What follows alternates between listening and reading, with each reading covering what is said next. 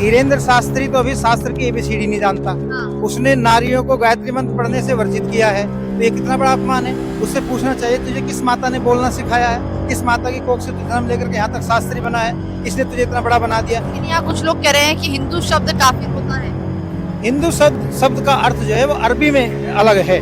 काफिर, काला काफिर, चोर, लुटेरा, ये उसका अर्थ है। इसीलिए उसको आर्य लोग स्वीकार नहीं करते हैं। हिंदू राष्ट्र भी आर्य राष्ट्र ही है, और राष्ट्र की दृष्टि से प्रत्येक नागरिक यहाँ का आर्य है, चाहे वो मुस्लिम है, चाहे ईसाई है, चाहे वो सिख है, चाहे जैन है, चाहे बौद्ध है, चाहे हिंदू है।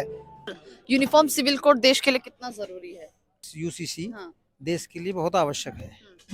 देश में एक विधान, एक निशान और एक कानून होना चाहिए। उसके बिना कभी देश तरक्की नहीं कर सकता। एक भाषा और एक जो है धर्म के बिना राष्ट्र कभी प्रगति नहीं कर सकता। इसीलिए उसका होना आवश्यक है, उसको होना ही चाहिए। होना चाहिए, बिल्कुल। लेकिन लगातार जो लोग हैं इसका विरोध कर रहे हैं। वो विरोध कर रहे हैं तो अपने स्वार्थ से कर रहे हैं, क्योंकि यहाँ दल बन गए हैं, दल से दलदल बन गई है, और दलदल होने से राष्ट्र प्रगति की ओर ना जाके अवनति की ओर जा सकता है। तो इसीलिए जो अब सरकार काम कर रही है वो अपने हिसाब से ठीक चल रही है, लेकिन जो उसका विरोध कर रहे हैं वो अपने स्वार्थ की लड़ाई में है। धर्मनिरपेक्ष देश है सर ये इस देश में। धर्मनिरपेक्ष कोई वस्तु नहीं हो सकती। ये नीम का पेड़ है, इसका भी अपना गुण है। हर पदार्थ का अपना गुण होता है, आपका भी अपना गुण है, प्रत्येक व्यक्ति में गुण होता है। तो बिना गुण के जब कोई वस्तु नहीं है तो राष्ट्र बिना गुण धर्म के कैसे रह सकता है? तो राष्ट्र का एक धर्म होता है, और राष्ट्र का धर्म होना ही चाहिए। पूजा पद्धति भिन्न भिन्न हो सकती है, लेकिन धर्म राष्ट्र का एक ही होगा। तो धर्मनिरपेक्ष कभी हो ही नहीं सकता। जिन्हें आप धर्म कह रहे हैं वो धर्म नहीं, वो संप्रदाय है। वो एक एक व्यक्ति की विचारधारा है। वो कहीं मोहम्मद की विचारधारा है, कहीं ईसा की विचारधारा है, कहीं मूसा की विचारधारा है, कहीं ये वेद की विचारधारा समानता का अधिकार देती है, जो अन्य किसी मत संप्रदाय की पुस्तक किसी को अधिकार नहीं देती। वो झगड़े फसाद की जड़ नहीं है। वेद में सबके लिए सब विद्या है। गणित विद्या, भूगोल विद्या, खगोल विद्या, रसायन विद्या, विमान विद्या, तार विद्या, युद्ध की विद्या, राज्य की विद्या, लोहे की विद्या, सोने की विद्या, आचार की विद्या, चरित्र की विद्या, राष्ट्र निर्माण की विद्या, ये सारी वेद में है। तो वेद इसीलिए समान कानून नागरिक वेद के आधार पर बन जाए तो सबके लिए भला हो सकता है, राष्ट्र का कल्याण हो सकता है उसमें। तो उसमें हानि क्या है?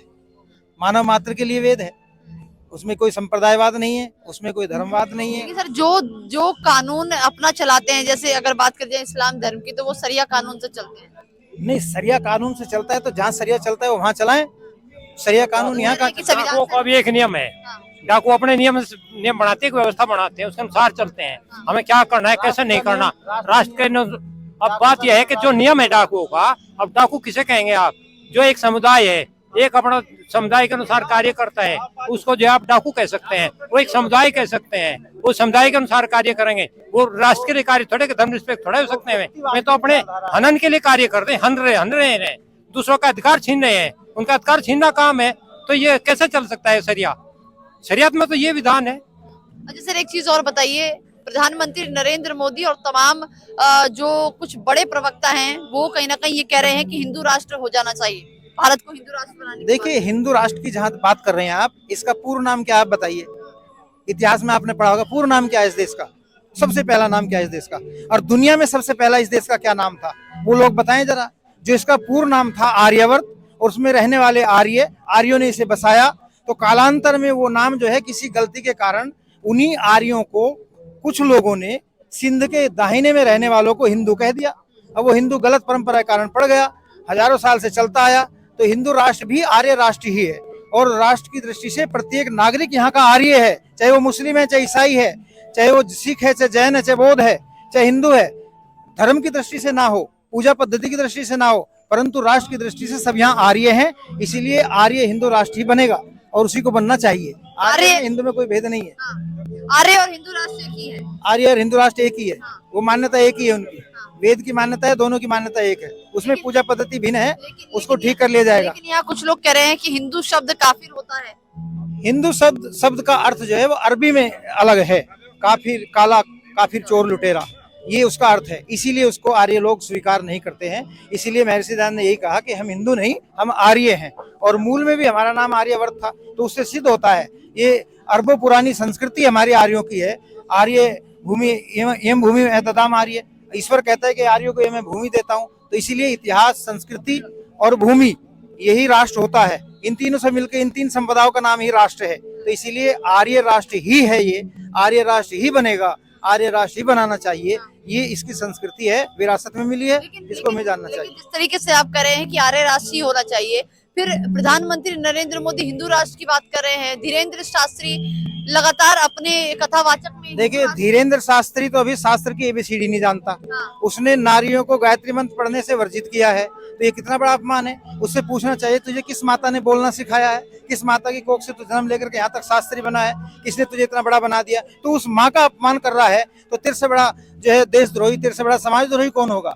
इसलिए धीरेन्द्र शास्त्री को तो तुरंत गिरफ्तार करके इस सरकार को जेल में डालना चाहिए। हिंदू राष्ट्र की कोई बात ही नहीं है इसमें। नारी का अपमान करने वाला इस देश में कैसे रह सकता है, उसकी हम निंदा करते हैं।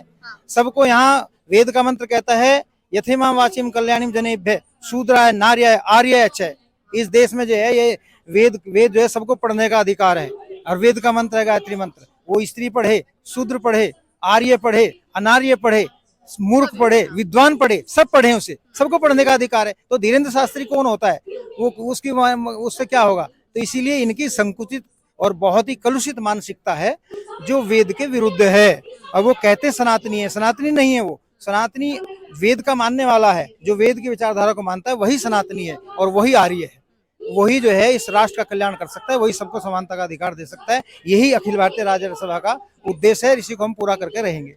धीरेन्द्र शास्त्री जिस तरीके से लोगों के बीच में क्या समझ रहे हैं, इसको प्रोपेगेंडा फैला रहे हैं, क्या कर रहे हैं? बिल्कुल धीरेन्द्र शास्त्री भ्रमित कर रहे हैं, और वो नाटकबाजी करके और चमत्कारिक बातें करके लोगों को आकर्षित कर लेते हैं, क्योंकि लोगों के अंदर में उतना ज्ञान विज्ञान नहीं है, इसीलिए जागरूक नहीं है लोग, और उनके भ्रम जाल में फंस जाते हैं।